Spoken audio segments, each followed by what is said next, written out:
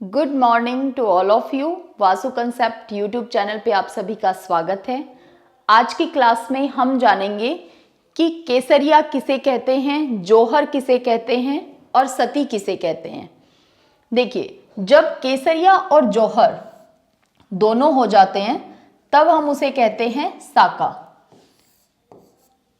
राजस्थान के साके जो हुए थे उनको आज हम पढ़ने वाले हैं, लेकिन सबसे पहले जानते हैं कि केसरिया किसे कहा जाता था। देखिए, जब युद्ध में जीत पाना मुश्किल होता था या ये लगता था कि युद्ध में जीत हो ही जाएगी, इसकी कोई गारंटी नहीं है, निश्चितता नहीं है, तब पुरुषों के द्वारा केसरिया रंग की पगड़ी अपने सर पे धारण करके अपनी अंतिम सांस तक युद्ध करते हुए वीर गति को प्राप्त किया जाता था। इसे हम कहते हैं केसरिया। और जब महिलाएं अपनी आन बान शान की रक्षा के लिए अपने प्राणों की आहुति दे देती थी, उसे हम कहते हैं जौहर। जौहर महिलाएं इसलिए करती थी कि वो दुश्मन शासक के हाथों में ना जाएं, उन्हें अपमान ना सहना पड़े, तो इसलिए महिलाओं के द्वारा जौहर किया जाता था। तो देखिए, केसरिया करते थे पुरुष और महिलाएं करती थी जौहर।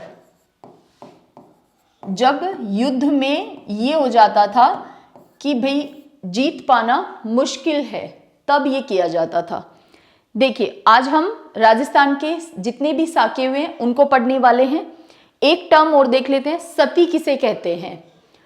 जब किसी महिला के पति की मृत्यु हो जाती थी तो वो महिला अपने पति की चिता पे बैठ करके अपने प्राणों की आहुति देती थी। उस स्त्री को, उस महिला को हम कहते हैं सती। तो सती कौन होती थी? महिलाएं, स्त्री अपने पति के साथ ही अपने प्राणों की भी आहुति दे देती थी अपने पति की चिता पे बैठ करके, तो उसे हम कहते थे सती। अब हम देखते हैं सबसे पहले तो राजस्थान का मैप, क्योंकि किसने आक्रमण किया, कौन राजस्थान की बिल्कुल बाउंड्री को टच करता हुआ शासन क्षेत्र था। तो जब मैप हमारा क्लियर होता है, हमारे माइंड में मैप, लोकेशन बिल्कुल क्लियर होते हैं, तो हमें फैक्ट्स ज़्यादा अच्छे से ध्यान रहते हैं।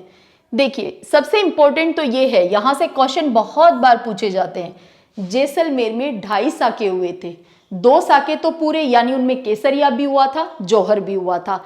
एक साका ऐसा था जिसे हम अर्ध साका कहते हैं, क्योंकि इसमें केसरिया तो हुआ था पुरुषों के नेतृत्व में, लेकिन महिलाओं ने जौहर नहीं किया था, तो इसीलिए इसे अर्ध साका कहते हैं। और ये बहुत बार क्वेश्चन के रूप में पूछा गया है। 2 साके हुए थे बाड़मेर के अंदर। बाड़मेर में सिवाना का दुर्ग है, तो सिवाना के दुर्ग में हुए थे 2 साके। एक साका हुआ था जालोर में। 3 साके हुए थे चित्तौड़गढ़ में। चित्तौड़गढ़ का पहला साका 1303 ईस्वी का हम सभी जानते हैं, क्योंकि मेरा ये अनुमान है कि सभी लोगों ने पद्मावत मूवी देख ली है। तो ये 3 साके हुए थे चित्तौड़गढ़ के अंदर। झालावाड़ में है गागरोन का दुर्ग, तो वहां पे हुए थे 2 साके। एक साका हुआ था सवाई माधोपुर पे और एक साका हुआ था हनुमानगढ़। हनुमानगढ़ नहीं, भटनेर के दुर्ग पे। भटनेर के दुर्ग में हुआ था। बीकानेर के शासक सूरत सिंह ने भटनेर का नाम हनुमानगढ़ रखा था, क्योंकि सूरत सिंह ने मंगलवार के दिन बीकानेर का जो शासक था सूरत सिंह, इसने मंगलवार के दिन भटनेर दुर्ग पे जीत हासिल की थी। तो मंगलवार का दिन जो है वो बजरंगबली या हनुमान जी का माना जाता है, तो इसीलिए इसका नाम रख दिया था हनुमानगढ़। तो भटनेर के दुर्ग पे तो सबसे ज्यादा आक्रमण होते थे, क्योंकि पश्चिमी एशिया और मध्य एशिया से होने वाले आक्रमणों को सबसे पहले भटनेर का दुर्ग ही फेस करता था। तो भटनेर, ये लोकेशन आपको ध्यान रखनी है। देखिए, यहाँ से ये वाली जो सीमा है, ये है गुजरात के लगी हुई। राजस्थान की ये जो बाउंड्री है वो गुजरात के लगती है। ये वाला जो एरिया है ये है पाकिस्तान बॉर्डर, यानी अंतर्राष्ट्रीय सीमा है ये पाकिस्तान बॉर्डर है। इसके अलावा बांसवाड़ा से लेकर के और धौलपुर के यहां तक ये है मध्य प्रदेश की सीमा।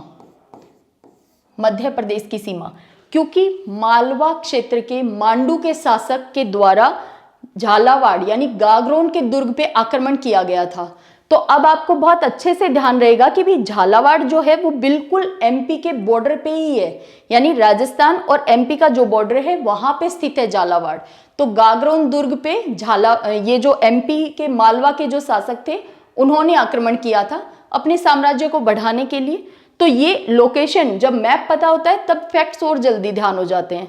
एक देखिए ये हुआ था सवाई माधोपुर रणथंभौर में, और ये वाला जो एरिया है ये लगता है यूपी बॉर्डर, ये राजस्थान और यूपी के बीच की सीमा है। तो ये हमें ध्यान होने चाहिए मैप में। आप एक बार मैप को पॉज करके भी देख लेना।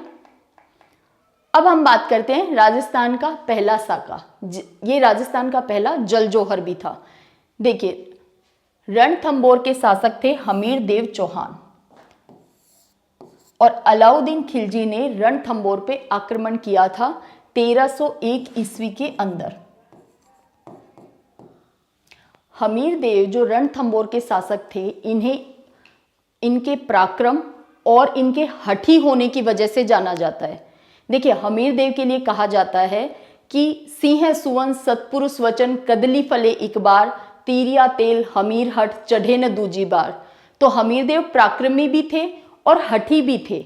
अब अलाउद्दीन खिलजी रणथंभौर पे क्यों आक्रमण करना चाहता था? तो देखिए एक तो कारण ये था कि रणथंभौर दुर्ग अपने अलाउद्दीन खिलजी जो है वो साम्राज्य विस्तार तो करना ही चाहता था, तो इसके तहत रणथंभौर पे आक्रमण करना स्वाभाविक था।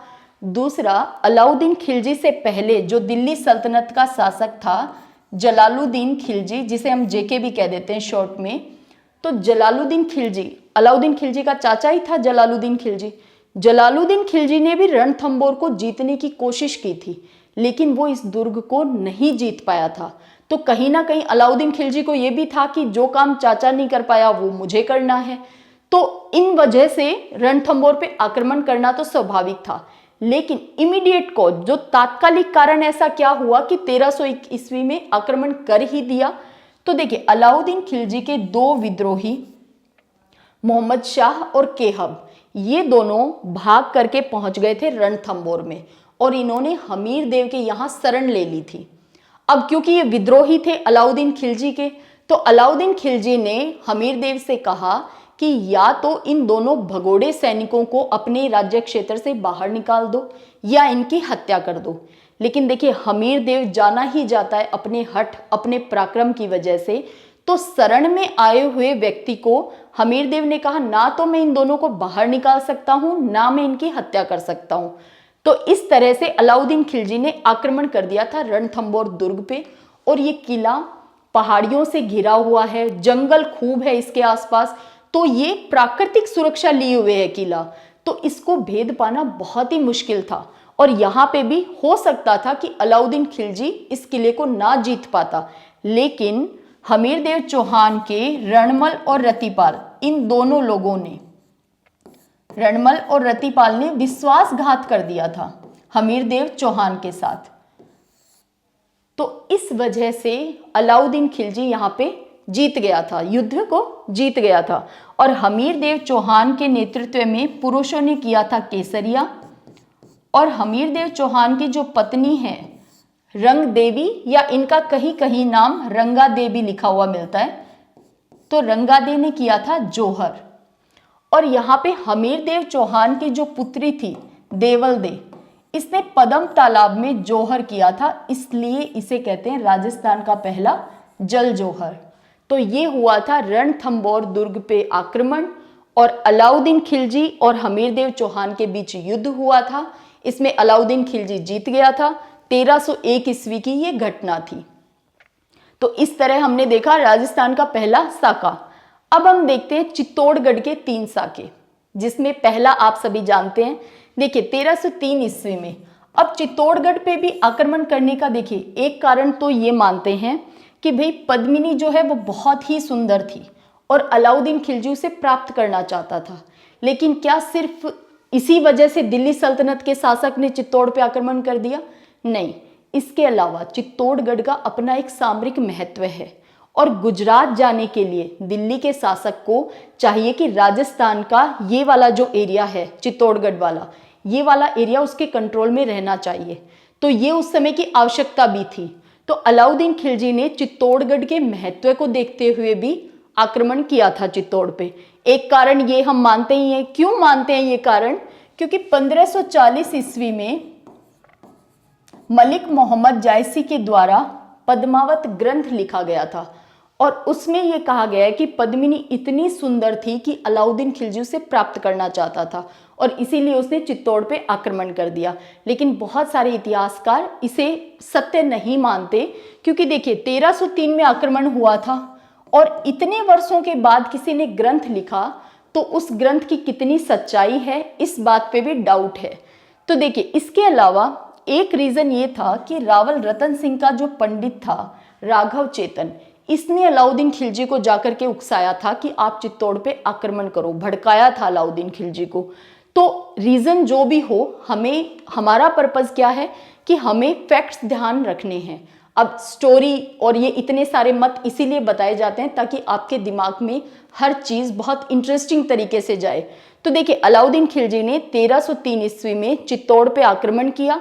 यहाँ पे रावल रतन सिंह ने किया था केसरिया और पद्मिनी ने किया था जौहर, और ये था चित्तौड़गढ़ का साका। दूसरा साका चित्तौड़ का कब हुआ? 1534 ईस्वी में।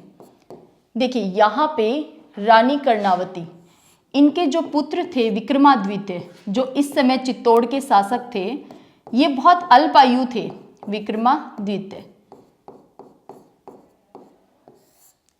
और गुजरात का जो शासक था बहादुर शाह, इसने सोचा कि भी ये सही मौका है कि चित्तौड़गढ़ को भी अपने क्षेत्र में, अपने अधिकार में ले लिया जाए।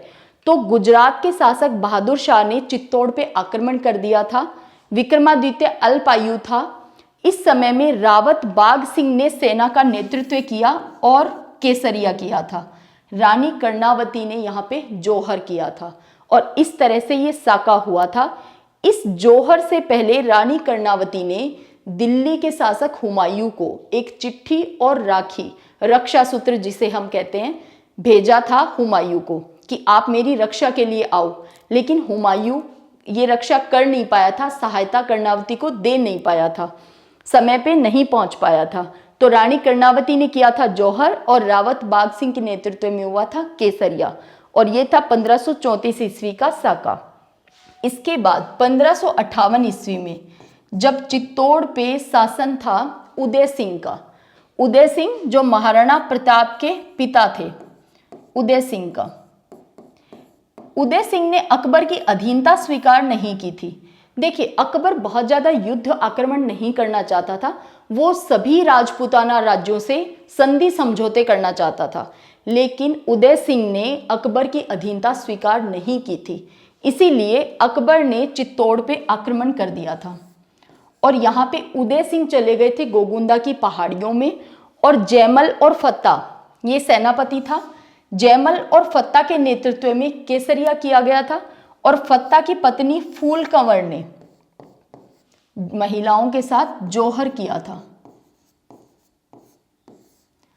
यहाँ पे अकबर जयमल और फत्ता की वीरता से इतना प्रभावित हुआ था कि युद्ध तो जयमल फत्ता हार गए थे, लेकिन उनकी वीरता से अकबर इतना प्रभावित हुआ कि आगरा के किले के बाहर जयमल और फत्ता की 2 मूर्तियां स्थापित करवाई थी, जिन्हें हम आज भी जाकर के देख सकते हैं।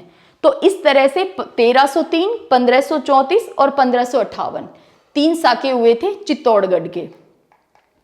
अलाउद्दीन खिलजी, देखिए यहाँ पे जालोर में फिर अलाउद्दीन खिलजी, अलाउद्दीन खिलजी की वजह से राजस्थान में 5 साके हुए थे।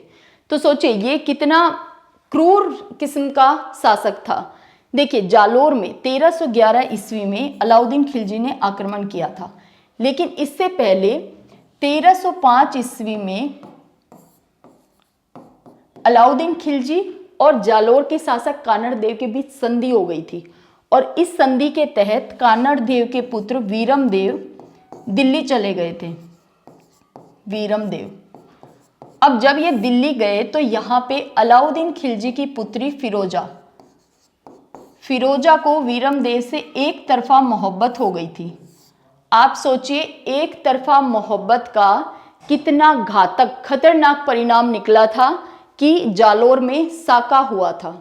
तो आप सोचिए फिरोजा जो है वो एक तरफा मोहब्बत करती थी वीरम देव से, और उसका परिणाम क्या निकल कर आया कि साका हुआ। तो वीरम देव फिरोजा से शादी करना नहीं चाहता था, ये दिल्ली से वापस लौटकर आ गया था जालोर में। इस वजह से अलाउद्दीन खिलजी ने जालोर पे आक्रमण किया था 1311 ईस्वी में। यहाँ पे कानड़ देव सोनगरा और वीरम देव ने इन्होंने किया था केसरिया, और जो कानड़ देव की पत्नी है जेतल देव, इनके नेतृत्व में हुआ था जौहर, और ये था जालोर का साका, जो कि हुआ है अलाउद्दीन खिलजी के कारण। देखिए जैसलमेर के 2.5 साके, यहाँ पे फिर अलाउद्दीन खिलजी है। सोचिए, देखो जैसलमेर का पहला साका, बहुत सारी बुक में इसमें अलग अलग सन दी गई हैं, लेकिन 1299 ईस्वी को हम मानेंगे। देखिए 1299 ईस्वी में अलाउद्दीन खिलजी की सेना ने जैसलमेर पे आक्रमण कर दिया था। इस समय जैसलमेर का शासक था रावल मूलराज। तो रावल मूलराज और कुंवर रतन सिंह के नेतृत्व में हुआ था केसरिया, और महिलाओं के द्वारा किया गया था जौहर। इसके बाद दूसरा साका जैसलमेर का हुआ जब फिरोज शाह तुगलक का शासनकाल था दिल्ली सल्तनत में। तो देखिए 1352 ईस्वी में जैसलमेर का दूसरा साका हुआ था, जब रावल दूदा त्रिलोकसी जैसलमेर का शासक था। रावल दूदा ने किया था केसरिया, और महिलाओं के नेतृत्व में हुआ था जौहर, और ये फिरोज शाह तुगलक के समय में हुआ था। ये दूसरा साका था। अब बात करते हैं तीसरे साके की, जो कि है 1550 ईस्वी में, और इसे हम कहते हैं अर्ध साका, क्योंकि यहाँ पे केसरिया तो किया गया था पुरुषों के द्वारा, लेकिन महिलाओं ने जौहर नहीं किया था। अब इस बात में इतिहासकारों के 2 मत हैं। एक मत ये कहता है कि कंधार के शासक अमीर अली ने जब जैसलमेर पे आक्रमण किया था, तो वो इतना अचानक किया गया हमला था कि महिलाओं को समय ही नहीं मिला जौहर करने के लिए। और दूसरा मत ये कहता है कि राव लूणकर्ण भाटी की विजय भी तो हो गई थी, तो इस वजह से महिलाओं ने जौहर किया ही नहीं। तो जो भी हो, हमें याद रखना है ये अर्ध साका था। इंपॉर्टेंट हमारे लिए ये बात है, और इसमें हुआ था सिर्फ केसरिया। तो 1550 की ये घटना है, राव लूणकर्ण भाटी के नेतृत्व में केसरिया किया गया था, और अमीर अली जो कि कंधार का शासक था, इसने आक्रमण किया था। अब हम पढ़ते हैं सिवाना, जो कि बाड़मेर में है, सिवाना दुर्ग। तो सिवाना दुर्ग पे फिर से अलाउद्दीन खिलजी तो हर जगह आगे रहता ही है। हमने अभी तक जितने भी साके देखे हैं सबसे पहले अलाउद्दीन के ही कारण हुए हैं। देखिए सिवाना पे सबसे पहले अलाउद्दीन खिलजी ने आक्रमण किया। इस समय यहाँ का शासक था शीतल देव, या इसे सातल देव भी बहुत जगह लिख दिया जाता है। शीतल देव ने किया था केसरिया, और शीतल देव की जो पत्नी थी, इन्होंने मेणा दे ने किया था महिलाओं के साथ जौहर, और ये घटना है 1308 ईस्वी की। देखिए पहले सिवाना पे अलाउद्दीन खिलजी ने आक्रमण किया था 1308 में। इसके बाद 1311 ईस्वी में हमने अभी देखा था कि जालोर पे आक्रमण किया था। अब देखिए 1600 ईस्वी में सिवाना के दुर्ग में फिर से एक साका हुआ। क्यों हुआ? वीर कल्ला राठौड़ और मोटा राजा उदय सिंह के बीच युद्ध हुआ। लेकिन यहाँ पे याद ये रखना है कि मोटा राजा उदय सिंह जो जोधपुर का शासक था, ये नेतृत्व कर रहा था अकबर की सेना का, यानी ये युद्ध लड़ा जा रहा था अकबर की तरफ से, और किसके साथ? वीर कल्ला राठौड़ के साथ। तो अकबर और वीर कल्ला राठौड़, लेकिन यहाँ पे नेतृत्वकर्ता पूछ सकता है एग्जामिनर क्वेश्चन के रूप में कि भाई अकबर और वीर कल्ला राठौड़ के मध्य युद्ध हुआ, लेकिन अकबर ने नेतृत्व नहीं किया था, नेतृत्व किया था जोधपुर के शासक मोटा राजा उदय सिंह ने। और यहाँ पे भी वीर कल्ला राठौड़ के नेतृत्व में केसरिया हुआ था, और महिलाओं ने किया था जौहर, और ये घटना है 1600 ईस्वी की।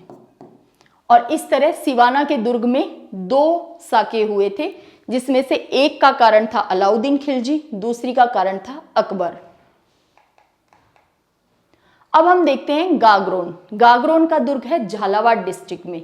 अब गागरोन के दुर्ग पे जो दोनों ही आक्रमण हुए हैं, अल्प खां भी और महमूद खिलजी भी, ये दोनों ही मांडू के शासक थे। मांडू है मालवा क्षेत्र मध्य प्रदेश में। तो हमने देखा था कि भाई झालावाड़ जो है वो बिल्कुल एमपी के बॉर्डर पे ही है। तो इसीलिए मैंने कहा था लोकेशन आपको ध्यान रखनी है। देखिए 1422 ईस्वी में अचल दास खिंची गागरोन का शासक था। इस पे अल्प खां गोरी ने आक्रमण किया था। और अल्प खां गोरी या होशंग शाह, ये दोनों ही नाम एक ही व्यक्ति के हैं। देखिए अल्प खां गोरी को जब इसने मांडू के शासक के रूप में पदवी धारण की थी, उस समय इसने उपाधि धारण की थी होशंग शाह की, तो इसलिए बहुत सारी बुक्स में इसका नाम होशंग शाह भी मिलता है। तो होशंग शाह ने अचलदास खिंची पे आक्रमण किया और अचलदास खिंची ने यहाँ पे केसरिया किया और महिलाओं के द्वारा किया गया था जोहर। और हमें इसके बारे में जानकारी मिलती है अचलदास खिंचीरी वचनिका से। इसके माध्यम से अचलदास खिंचीरी वचनिका, इससे हमें इस साके का प्रमाण प्राप्त होता है कि हाँ भाई ये साका हुआ था। अब देखिए गागरोन पे 1444 में पालन सिंह यहाँ का शासक था और इस समय फिर से महमूद खिलजी जो कि शासक है मांडू का, इसने आक्रमण किया था और यहाँ पे फिर से हुआ था केसरिया और जोहर। तो हम इसे कहते हैं 1444 का गागरोन दुर्ग का साका। तो ये दो साके हुए थे गागरोन दुर्ग में। देखिए गागरोन को जाना जाता है हिंदू मुस्लिम एकता के बहुत बड़े प्रतीक के रूप में, क्योंकि गागरोन का जो दुर्ग है उसमें सूफी संत मीठे शाह की दरगाह भी है और साथ ही हिंदू देवी देवताओं की मूर्तियां भी हैं। तो ये बहुत बड़ा प्रमाण, बहुत बड़ा एग्जाम्पल है हिंदू मुस्लिम एकता का। देखिए अब हम देखेंगे भटनेर का साका। भटनेर का साका हुआ था 1398 ईस्वी में, जब यहाँ का शासक था दूलचंद भाटी। इस पे आक्रमण किया था तैमूर लंग ने। देखिए तैमूर लंग और चंगेज खां ये तो जहाँ जाते थे वहाँ कत्लेआम ही मचा देते थे। तो देखिए तैमूर ने आक्रमण किया दूलचंद भाटी पे। यहाँ पे साका हुआ था, यानी दूलचंद भाटी के नेतृत्व में केसरिया किया था।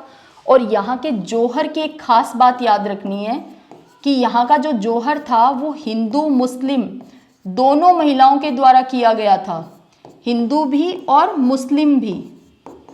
तो ये जोहर इंपॉर्टेंट है, ये आपको ध्यान रखना है कि 1398 में जो भटनेर में जोहर किया गया था वो हिंदू और मुस्लिम दोनों महिलाओं के द्वारा किया गया था। और यहाँ का शासक था दूलचंद भाटी। इस पे आक्रमण किया था तैमूर ने। इसके बाद तैमूर ने अपनी ऑटोबायोग्राफी यानी अपनी जीवनी में लिखा है तुजुक ए तैमूरी। तुजुक ए तैमूरी में इसने लिखा है कि भटनेर का जो किला है वो इंडिया का सबसे स्ट्रॉन्गेस्ट फोर्ट है, सबसे मजबूत किला है भटनेर का किला। और इसके बाद अकबर ने भी ये स्वीकार किया था कि भी भटनेर का किला बहुत ही ज़्यादा शक्तिशाली मजबूत किला है आईने अकबरी में। तो आप सोचिए तैमूर लंग ने यहाँ पे आक्रमण किया था, इसने कहा था ये सबसे मजबूत स्ट्रॉन्गेस्ट फोर्ट है इंडिया का। एक तो ये बात इंपॉर्टेंट, क्योंकि देखिए भटनेर ने सबसे ज़्यादा आक्रमण को झेला था, क्योंकि मध्य एशिया पश्चिमी एशिया से होने वाले आक्रमण राजस्थान में भटनेर से ही होते थे। तो ये इस किले ने शायद सबसे ज़्यादा आक्रमण देखे हैं। तो ये भटनेर वाला हमें इम्पॉर्टेंट है, ध्यान रखना है। एक तो यहाँ पे हिंदू मुस्लिम महिलाओं ने एक साथ जौहर किया था, तैमूर लंग ने आक्रमण किया, तैमूर लंग ने इस किले को बहुत शक्तिशाली किला बताया था। तो ये हमारे कंप्लीट होते हैं साके, जो कि हमने देख लिए हैं। 11.5 प्लस 1 जो अलग से है वो भटनेर वाला है। आई होप आपको केसरिया, सती और जौहर इन सब में अंतर भी पता चला है आज की क्लास के द्वारा। तो चलिए मिलते हैं नेक्स्ट टॉपिक में अगली क्लास में। जय हिंद, जय भारत।